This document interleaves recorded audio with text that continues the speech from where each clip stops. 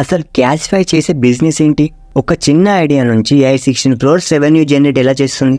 యాక్చువల్గా స్టోరీ ఏంటంటే, ఫ్రెండ్స్ అయిన మందీప్ మనోజా, అమిత్ శెట్టి అండ్ నకుల్ కుమార్ కొత్త ఐఫోన్ కొందామని అనుకున్నారు.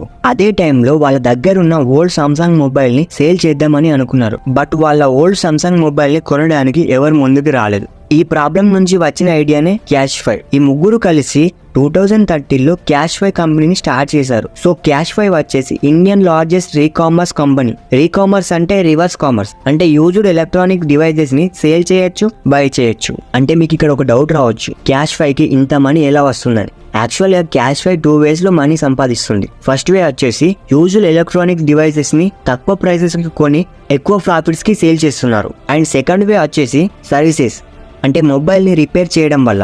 సో ఇలా 2023లో క్యాష్ఫై కంపెనీ 16 crores రెవెన్యూ జనరేట్ చేసింది. ఇలాంటి మరిన్ని వీడియోస్ కోసం సబ్స్క్రైబ్ చేయండి.